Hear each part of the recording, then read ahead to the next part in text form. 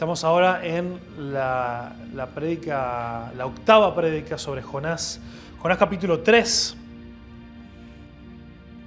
También como el domingo anterior, no el pasado sino el anterior, que vimos Jonás, vamos a dedicarnos a un capítulo entero. Es cortito el capítulo, como todos los de Jonás, pero hoy vamos a ver el capítulo 3 y después las últimas dos van a ser sobre el capítulo 4. Pero acá se acuerdan que quedamos en el capítulo 2, toda la oración de Jonás, de donde realmente toca fondo, y hablamos de... ¿Alguien se acuerda de qué estuvimos aprendiendo sobre el capítulo 2 y la oración de Jonás? Aprendimos de no seguir a Dios a nuestra manera. Vimos cómo cuando finalmente él toca fondo, literal y metafóricamente, recurre a Dios, pero igual hay muchas cosas en su oración que nos dejaban pensando, ¿no? Medio extraño que finalmente habla con Dios, pero nunca reconoce ningún pecado. Se pone a hablar de ofrecerle sacrificio y cumplir sus votos, pero nunca de obedecer, de ir a Nínive. Entonces hay algunas cosas que nos dejan ahí, por lo menos nos cuestionan cuál es la situación espiritual y emocional de Jonás, a pesar de que finalmente acude a Dios, ¿no? Y ahora vamos a ver algunos indicios más de eso, a pesar de que Jonás empieza a obedecer. Entonces, miren, se los voy a leer y después vamos a ir de a poquito viendo esto, ¿no? Entonces la prédica de hoy se llama El poder de la palabra y vamos a ver por qué.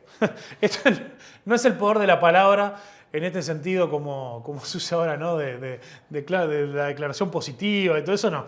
Porque vieron que mucha gente anda ahora, no, porque la palabra tiene poder, lo que vos digas, no. Estamos hablando de la palabra de Dios, que es la que tiene poder. Dice el versículo 1, vino palabra de Jehová por segunda vez a Jonás, diciendo, levántate y ve a Nínive, aquella gran ciudad, y proclama en ella el mensaje que yo te diré. Y se levantó Jonás y fue a Nínive conforme a la palabra de Jehová. Y era Nínive una gran ciudad en extremo, de 3 días de camino. Y comenzó Jonás a entrar por la ciudad camino de un día y predicado diciendo, de aquí a 40 días Nínive será destruida. Y los hombres de Nínive creyeron a Dios, proclamaron ayuno y se vistieron en cilicio, desde el mayor hasta el menor de ellos. Y llegó la noticia hasta el rey de Nínive, y se levantó de su silla y se despojó de su vestido y se cubrió de cilicio y se sentó sobre ceniza e hizo proclamar y anunciar en Nínive por un mandato del rey y de sus grandes diciendo, hombres y animales, bueyes y ovejas, no gusten cosa alguna, no se les dé alimento ni beban agua, sino cúbranse de cilicio hombres y animales y clamen a Dios fuertemente y conviértanse cada uno de su mal camino, de la rapiña que hay en sus manos. ¿Quién sabe si se volverá y se arrepentirá Dios y se apartará del ardor de su ira y no pereceremos? Y vio Dios lo que hicieron y se convirtieron de su mal camino y se arrepintieron del mal que habían dicho y se arrepintió del mal que había dicho que les haría y no lo hizo. Wow, intenso este capítulo, ¿no? Pasamos de un hombre que huye de la voluntad de Dios, que finalmente habla con Dios y dice, sacame de acá. Dios tiene misericordia a pesar de un arrepentimiento muy dudoso, lo devuelve y lo manda a predicar y de golpe todo un pueblo, toda una ciudad se da vuelta completamente para seguir a Dios. Entonces vemos como acá hay un quiebre porque yo les había dicho que el libro de Jonás es como un espejo, ¿no? El capítulo 1 y el capítulo 2 se corresponden con el capítulo 3 y el capítulo 4. Y esto lo vemos, una de las formas más claras de verlo es cómo comienza exactamente el capítulo 3, de la misma forma que comienza el capítulo 1. Vino palabra de Jehová por segunda vez a Jonás. Y la palabra de Jehová que vino fue la siguiente, dijo, levántate y ve a Nínive. Ya te lo dije, fue como que Dios lo tenía en la grabadora y le dio play y dijo, ya te lo dije esto. Andá a aquella gran ciudad. Dios lo vuelve a llamar a Jonás como la primera vez, porque lo que Jonás, la tarea que Dios le había encomendado a Jonás, no había cambiado, porque Jonás todavía no la había hecho, no la había puesto en práctica. Entonces le dijo que se levantara y fuera a Nínive, Hay un énfasis que lo vemos también en el capítulo 1, porque ya en el capítulo 1 hablamos brevemente de Nínive, pero no tanto en este énfasis de que Dios dice es una gran ciudad. Es una gran ciudad, y acá lo dice 2 veces. Es una gran ciudad y proclamar ella el mensaje. Y fue a Nínive, la gran ciudad en extremo, de 3 días de camino. ¿Por qué este énfasis en que Nínive es una gran ciudad? Yo pensé en unas 3 cosas que creo que son claras por las cuales se hace un énfasis en que Nínive es una gran ciudad, y eso está relacionado con que Dios lo manda a Jonás a Nínive porque es una gran ciudad también. No es solamente una cuestión descriptiva. Lo primero, y esto va a parecer tonto cuando lo digo, pero es importante que Nínive es una gran ciudad porque en una gran ciudad hay mucha gente. Parece tonto, ¿no? Parece un episodio de Dora la Exploradora, ¿no? Que te hacen preguntas medias obvias, ¿no? Pero esto es importante que no lo pasemos por alto, porque a Dios le importa la gente. Y en un lugar donde hay mucha gente, ¿qué tanto le importará a Dios? Mucho. Y esto me hace pensar a veces esto, ¿no? Cómo a veces los cristianos a veces nos peleamos un poco con los números, ¿no? Y cómo a veces estamos conformes y estamos contentos con decir, no, bueno, pero nosotros somos poquitos y bueno, y a veces también desconfiamos, ¿no? de los lugares, de las iglesias grandes solamente porque son grandes. Y a veces no nos gusta también y nos mantenemos lejos de las cosas que puedan pasar en una gran ciudad. Y es importante ver cómo hay un patrón también en la palabra de Dios, de que a Dios le importa la gente. Cuando nosotros hablamos de que queremos que muchas personas conozcan a Cristo, que muchas personas lleguen a seguir a Jesús, que muchas personas puedan comenzar a venir a la iglesia. Cuando hablamos de querer hacer más espacio, aunque un día el Padre parece medio tonto haber abierto ahí, ¿no? Pero hemos tenido otros días donde se ha visto esa necesidad. Y uno ve, y nosotros queremos seguir soñando y preguntarnos, bueno, ¿cómo se vería que nosotros realmente trabajemos y nos esforcemos para llegar a la ciudad de las piedras, que nosotros maduremos y seamos una comunidad sana, que podamos realmente predicar y predicar y predicar para que todas las piedras conozcan a Jesús? Y para poder seguir creciendo y no limitarnos a preguntar, Señor, ¿qué pasaría si vos nos permitieras ser en 5, en 10 años, nos permitieras ser una iglesia de 100, de 200 personas? ¿Y qué tendríamos que hacer? ¿Qué tendría que cambiar en nosotros para llegar a eso? ¿Por qué? ¿Porque queremos ser muchos? Bueno, ese no puede ser un fin en sí mismo, pero sí a Dios le interesa que mucha gente le conozca.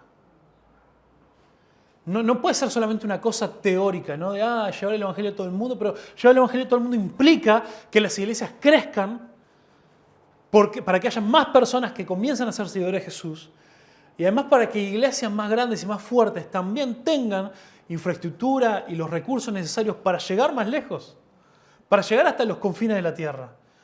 Todos sabemos, esta iglesia es una iglesia que ha enviado a una familia misionera, y ustedes saben que lo que nosotros tenemos la posibilidad de apoyarlos a ellos es insignificante en lo que es su presupuesto. La familia Pampillón tuvo que salir a hacer una gran recorrida como lamentablemente tienen que hacer la mayoría de los misioneros latinos.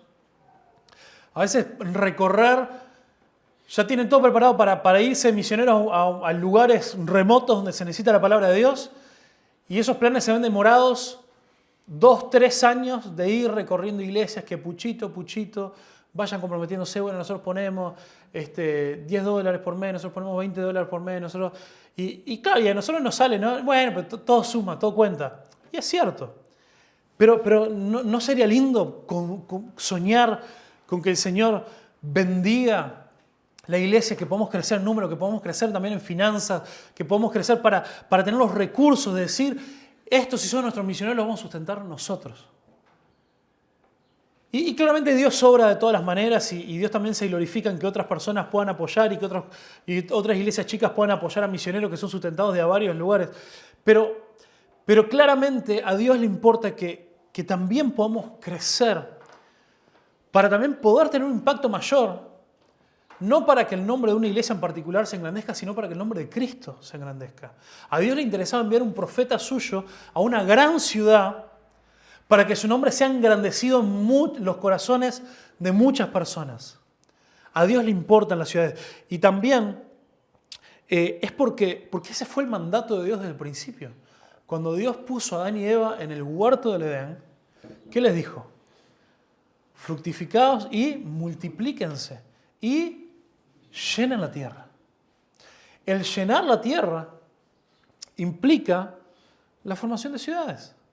Implica la formación es más, si nosotros nos dirigimos hacia el final de la historia, ¿cómo termina la historia en Apocalipsis? Cuando Dios restaura todo a su idea original de cómo serían las cosas. Si alguno se acuerda, no termina la cosa con un huerto nuevo. Termina con una gran ciudad, la Nueva Jerusalén, que es si me permiten la palabra, es la evolución del huerto. Porque en Apocalipsis nos describe cómo es esa Nueva Jerusalén y tiene un montón de similitudes al huerto del Edén, pero ya no es un huerto, es una ciudad. También corre el río de vida, como también nos dice en Génesis 2, que había un río que corría y que de ese manantial alimentaba los ríos que cubrían toda la tierra. También estará el árbol de la vida, como estaba en el centro del Edén, también estará en el centro de la Nueva Jerusalén. Entonces, la Nueva Jerusalén, esa donde viviremos la eternidad con Dios, no es otra cosa que ese ideal de cómo llegaría a ser el huerto del Edén si Adán y Eva cumplían con ese mandato, primero que nada obedecerle y no pecar, pero además de seguir multiplicándose y fructificándose. Entonces, para Dios es importante la ciudad, porque también es, como Él quiere, es la forma donde la humanidad vive en comunidad. Las ciudades son grandes comunidades, por supuesto conformadas por pequeñas subcomunidades, pero son comunidades. Así como quizá ustedes se sienten pedrenses, y yo estoy de a poco en ese proceso de empezar a sentirme más pedrense, pero todavía me siento montevideano en muchas cosas porque fue donde viví toda mi vida ahí.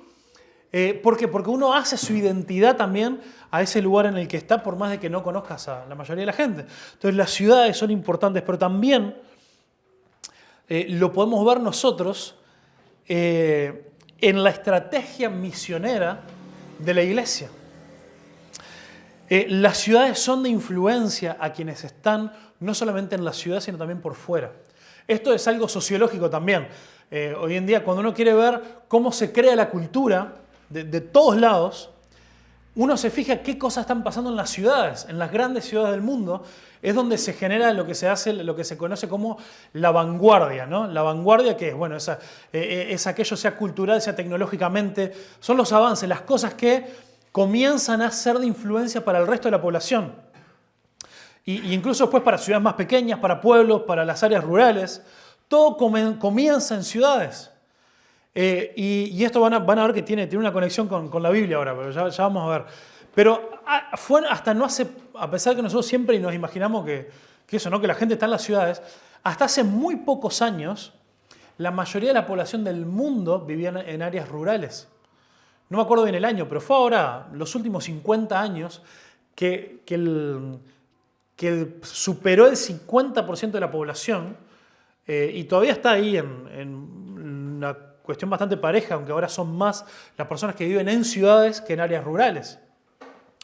Entonces imaginémonos en ese entonces, en las ciudades, por grande que fueran, igual congregaban a una enorme minoría de la población en el mundo.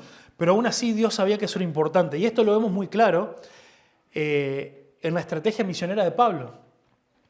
Dice, porque en las ciudades donde se genera la cultura, donde se da el desarrollo y también la narrativa de la sociedad. Entonces vemos cómo Pablo hace un énfasis en las ciudades en su ministerio. Cuando él salía en sus viajes misioneros, fue muy a propósito que él fue a las ciudades más grandes de los lugares donde él iba recorriendo, de las provincias donde él iba recorriendo. Las ciudades más grandes de Asia Menor, pasó por Corinto, por Éfeso, por Galacia, eran las ciudades más importantes de donde después se iba a afectar a la enorme cantidad de la población que vivía en pueblitos y en zonas rurales. Y esto casi que Pablo nos lo dice, cómo él entiende que afectar a una ciudad es afectar todo lo que está por fuera de la ciudad. Miren, en Romanos 15, 19, es donde también, en Romanos es otra de las cartas, como leímos ahora en Timoteo, 2 Timoteo, donde él ya sabía que estaban las últimas, ¿no? Todavía no estaba preso, él todavía en Romanos tenía planes de viajar, pero bueno, él no llegaría a Roma, en realidad llegaría a Roma preso ya, pero no como misionero. Pero dice, Pablo en Romanos 15, 19, dice, con potencia de señales y prodigios en el poder del Espíritu de Dios, fue que él estuvo predicando, de manera que desde Jerusalén y por los alrededores hasta Ilírico, todo lo he llenado del Evangelio. Está fuerte eso, todo lo he llenado del Evangelio. Yo estoy seguro que cuando Pablo viajaba, con la gente que se encontraba en el camino, le predicaría. Pero la vida de Pablo no dio, y nosotros sabemos que él no estuvo pasando años y estableciendo iglesias en pueblitos y aldeas. Eso no fue su ministerio. Él no dedicó tiempo a establecer iglesias en pueblitos y aldeas. No porque eso estuviera mal, pero porque él entendía que en su tiempo, en su vida, la mejor inversión de tiempo que él podía hacer era ir a estas grandes ciudades, establecer iglesias ahí, y que esas iglesias, que Dios iba a seguir edificando más allá de su vida, iban a seguir compartiendo el Evangelio y el Evangelio se iba a ser conocido a todos los alrededores. Por eso él puede decir, todo lo he llenado del Evangelio. Aunque él no habló con cada una de las personas, ni pasó por cada uno de los pueblitos. Porque él entendía que desde esas ciudades el Evangelio iba a impactar a todos los alrededores. Entonces, esto como un ejemplo de por qué esta cuestión de este énfasis. Es una gran ciudad, hay que ir a la gran ciudad. Hay que predicar la palabra en esta gran ciudad.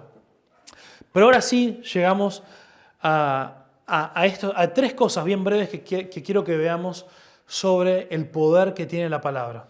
Dios envía a Jonás a predicar a Nínive nuevamente, esta gran ciudad. Y lo primero que vemos es que la palabra tiene poder a pesar del predicador. La palabra tiene poder a pesar del predicador. Y quiero que notemos un detalle, porque la historia de Jonás está contada como la historia. Nunca hay un narrador que nos dice, mira qué desgraciado Jonás. No, te cuenta lo que pasó. Y uno tiene que aprender a leer entre líneas, como decimos, ¿no? Fijarnos en los detalles. Esta gran ciudad, ¿cuánto llevaba a recorrerla? 3 días. Hay grandes discusiones sobre esto. Esto también es parte de las cosas que dicen que esta no es una historia real ni metafórica. Porque, a ver, si uno empieza a caminar, las ciudades de ese entonces, después en el capítulo 4 aprendemos que estamos hablando de 120.000 personas. Para nosotros, no sé, Las Piedras tiene más gente que eso, ¿no? Pero estamos hablando que en ese entonces, esto posiblemente era una de las, si no la ciudad más grande del mundo.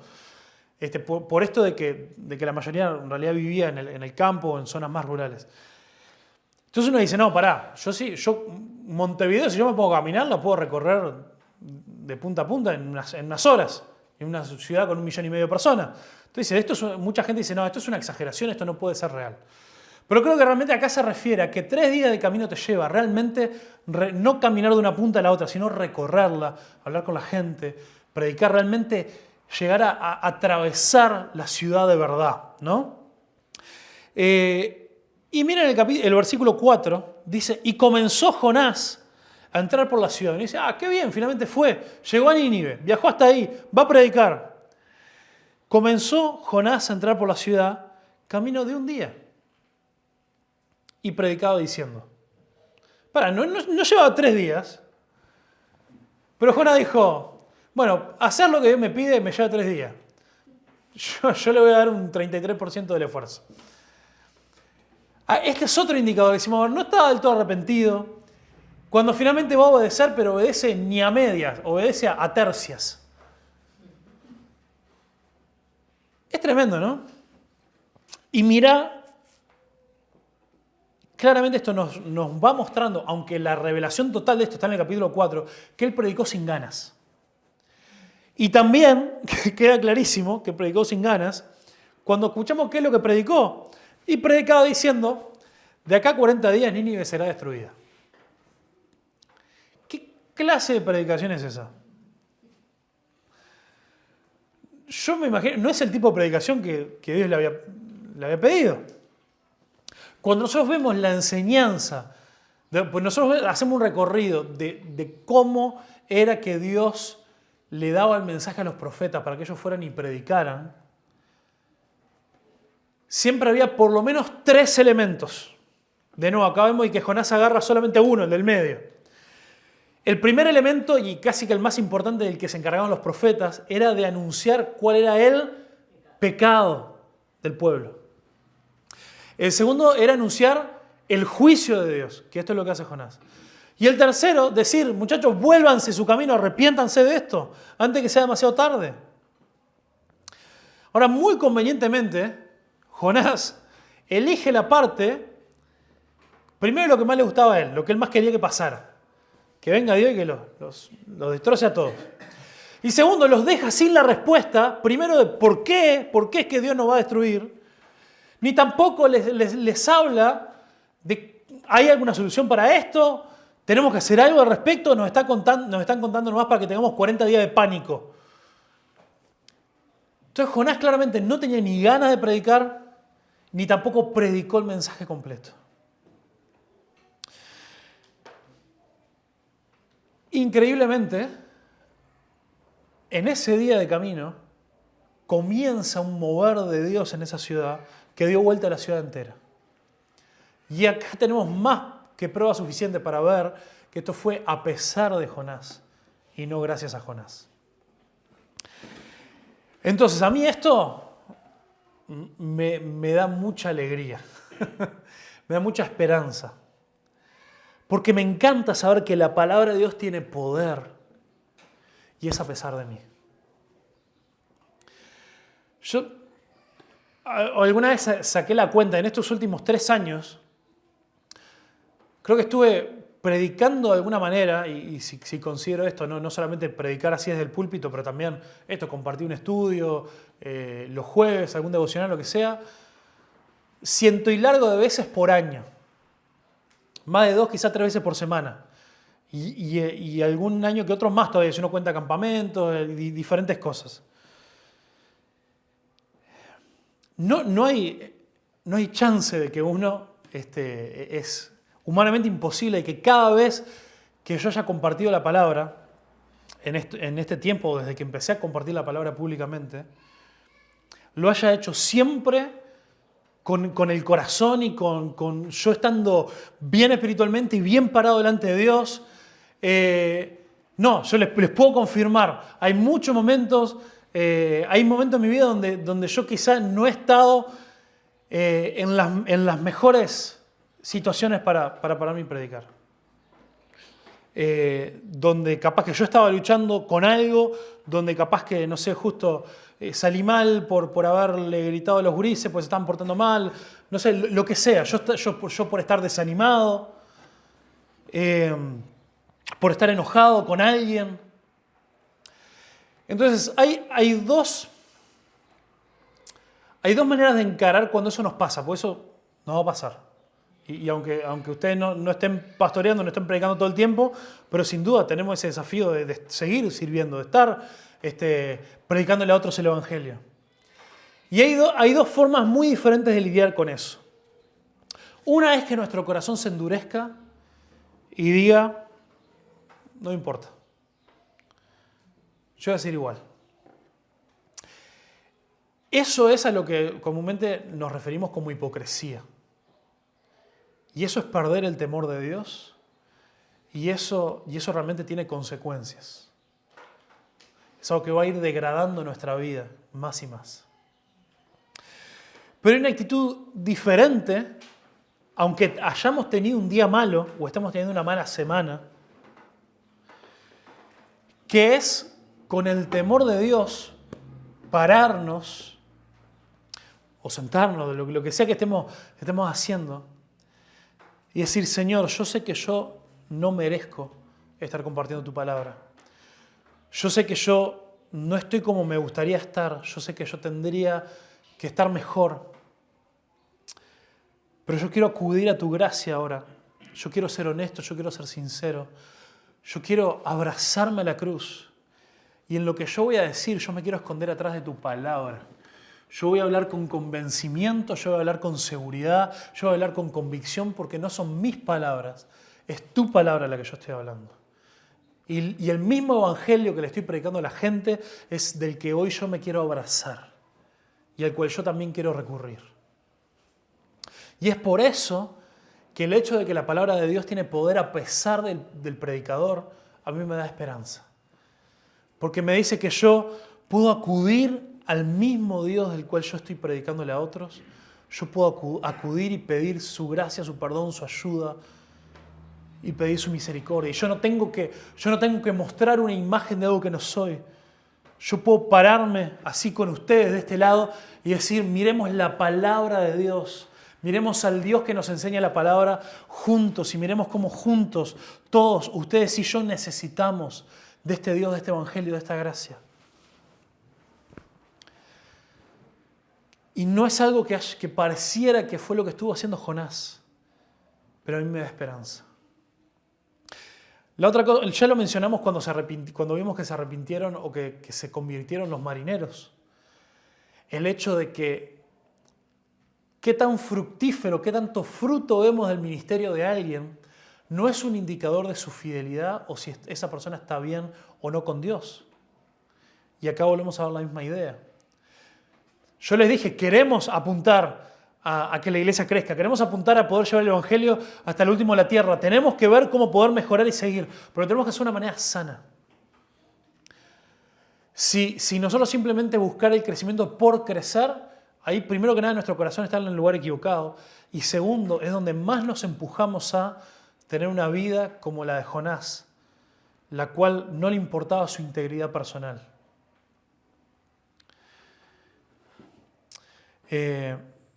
Entonces la palabra de Dios tiene poder a pesar del predicador.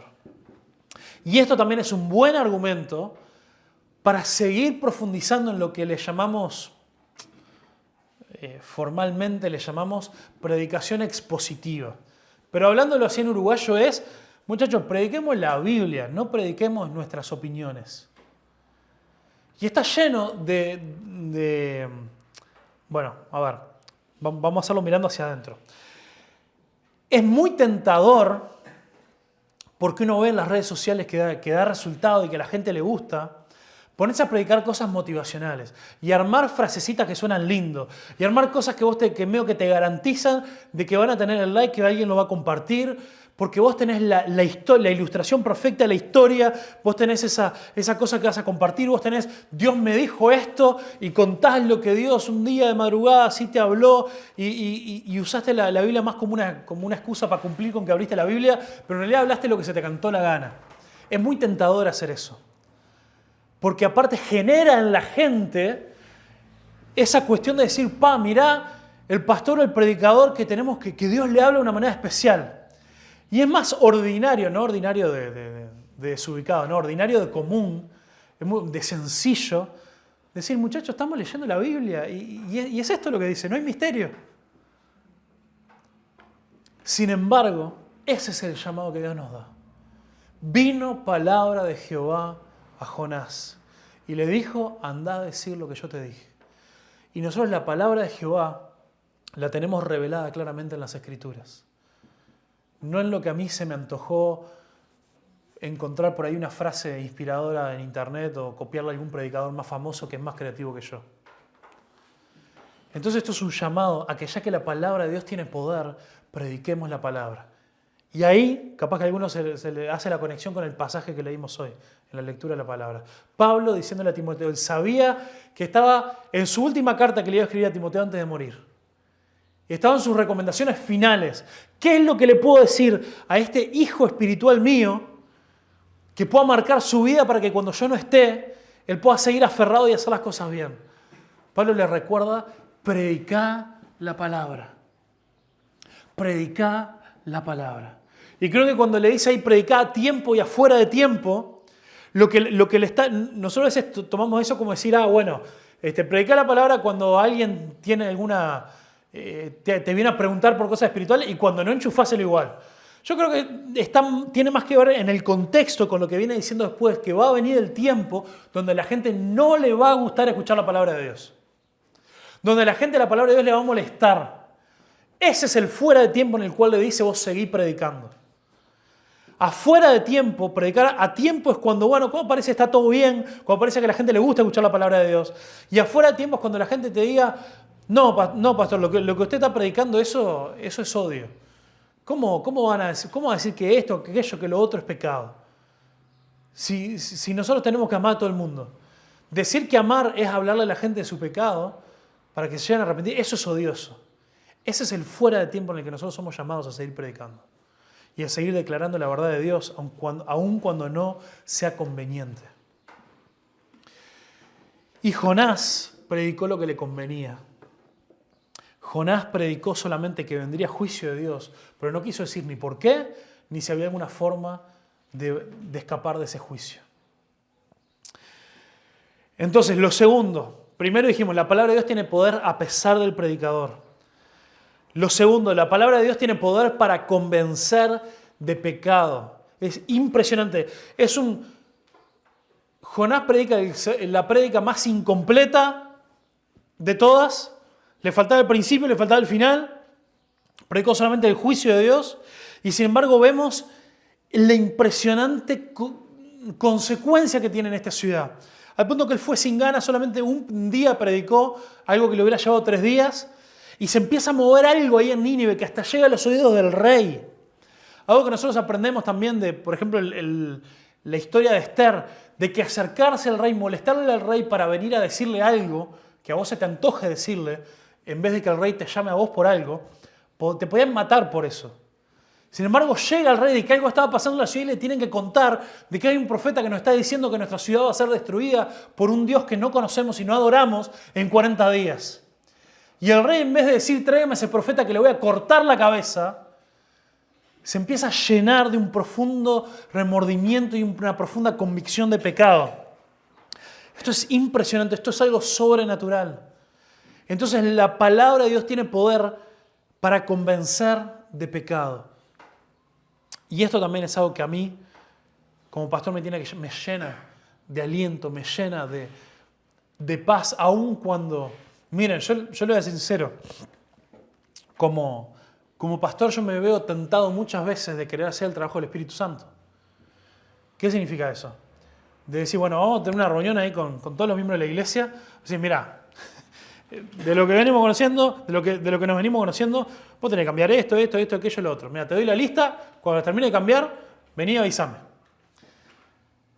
En vez de simplemente ir acompañando a enseñar la palabra y ver que la palabra haga el trabajo, que la palabra convenza de pecado. Si yo le digo a la gente qué es lo que está haciendo mal, quizá como mucho, si soy convincente, pueda llenar a la gente de culpa.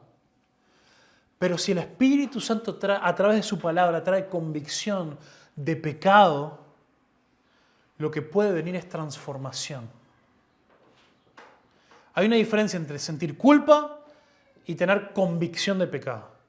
Hay una diferencia entre el remordimiento, que es saber y sentir que estoy haciendo algo mal, y arrepentimiento, que es decir, yo a partir de hoy corto con esto y empiezo a obedecer a Dios.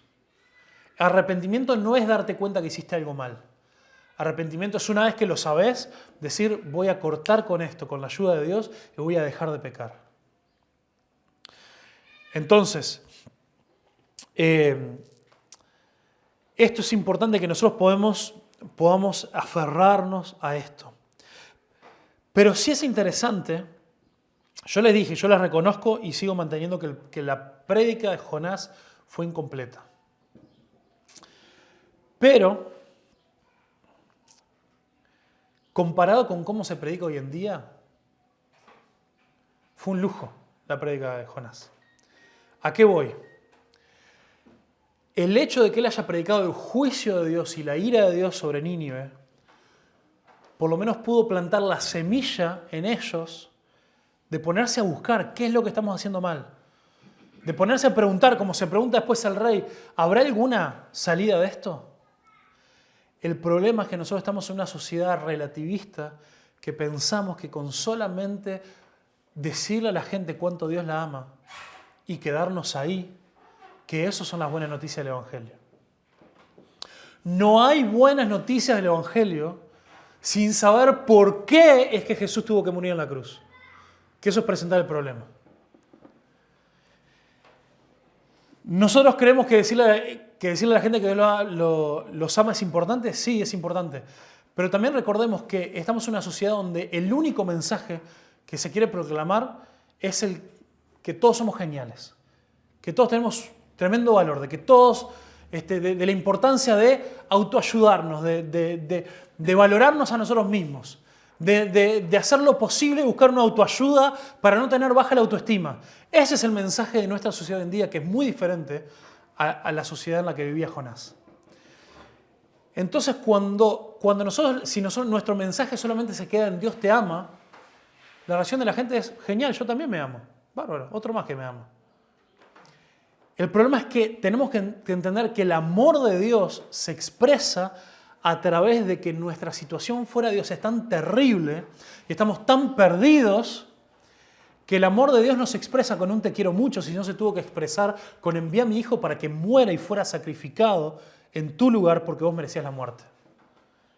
Y eso es la mayor expresión de amor. Entonces es importante de que nosotros no podemos dejar de predicar la ira de Dios y el juicio de Dios si queremos que las buenas noticias tengan sentido. Nuestra sociedad, estamos en una sociedad muy compleja, porque nuestra sociedad enseña el relativismo. ¿Qué es el relativismo? De que no hay una verdad absoluta, de que cada uno tiene su verdad, cada uno tiene su forma de vivir, cada uno puede creer a Dios a su manera. Pero nuestra sociedad exige que las personas sean éticas y sean morales. Y esto es lo que hace que cada 2 o 3 años se va cambiando la definición de lo que es ético y lo que es moral, porque no hay un estándar. C.S. Lewis dijo: seguimos clamando por aquellas cualidades que hacemos imposibles, con una especie de atroz simplismo. Estas cualidades que hacemos imposibles, está hablando de la ética, de la moral de la sociedad. Porque dice, extirpamos el órgano y exigimos la función. No sé si se entiende, ¿no? Imagínate, sacamos el estómago y esperamos que tengamos una digestión. Sacamos el corazón y esperamos seguir viviendo. Cuando a la sociedad le sacamos a Dios, le sacamos la clave de lo que es el sentido de la humanidad, no podemos esperar de que una sociedad sea ética, sea moral, que nos amemos los unos a los otros, si le sacamos al Dios a quien le da sentido todo esto. En nuestra sociedad nos burlamos del honor, pero luego nos sorprende descubrir traidores entre nosotros. Castramos y esperamos fertilidad, dice C.S. Lewis. Entonces, por eso es importante que nosotros nos defendamos y hablemos de la importancia de por qué la palabra de Dios le da sentido a la vida, no solamente al cristiano, a la vida. Fuera de esto nada tiene sentido.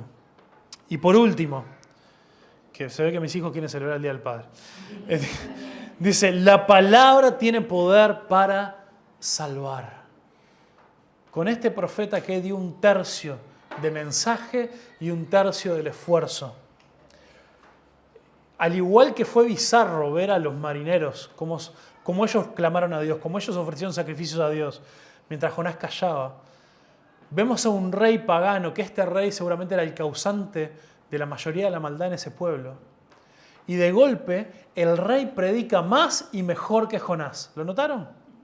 El rey manda un edicto que llegue a todo Nínive. Y miren lo que dice. Que acá también hay hipérbole, porque habla de la ignorancia del rey, ¿no? Pero en su ignorancia igual predicó más y mejor. Porque manda que los animales también hagan ayuno y se arrepientan. Pero dice, hombres, animales, bueyes y ovejas, no gusten cosa alguna, no les den alimento, ni beban agua. Cúbranse de cilicio. El cilicio era algo que era una señal de luto. Hombres y animales, clamen a Dios fuertemente. Está pidiendo, clamen a Dios. Alguien que no había clamado a Dios ni hacía 5 minutos. Conviértanse cada uno de su mal camino, algo que Jonás nunca dijo. De la rapiña que hay en sus manos, o sea, dejen de robar. Y quién sabe, esto no lo sabía porque no era ni convertido todavía, pero dice, quién sabe si se volverá y se arrepentirá Dios y se arrepentirá del ardor de su ira y no pereceremos. Lo tremendo es que Jonás sabía, lo vamos a ver en el capítulo 4, que quien se arrepiente recibe la gracia y la misericordia de Dios. Primero porque él lo experimentó. Y segundo, porque él sabía que este es el carácter de Dios. Y fue ahí que Dios, viendo esta reacción de ellos, quita el juicio y no destruye la ciudad. Entonces la palabra de Dios tiene poder para salvar. Hermanos, prediquemos la palabra. Aferrémonos a la palabra, porque la palabra de Dios tiene poder para salvar. Vos y yo jamás vamos a poder convencer a nadie de que sea cristiano, de que siga a Jesús. Pero la palabra tiene poder. La palabra de Dios tiene poder. Y es la gran esperanza a la cual nosotros nos aferramos. Que si predicamos y nos mantenemos fieles a la palabra de Dios, Él va a hacer su obra. En los que no le conocen, pero también va a hacer su obra de santificación. En quienes ya le conocemos, pero todavía tenemos un largo camino por delante. Amén. Padre Celestial, te damos gracias por tu palabra que tiene poder, tu palabra que santifica, tu palabra que nos transforma, tu palabra que nos convence de pecado, no para llenarnos de culpa, sino para llevarnos a una vida nueva, a una vida mejor, a una vida llena de ti. Gracias, Señor, en el nombre poderoso de Jesús. Amén.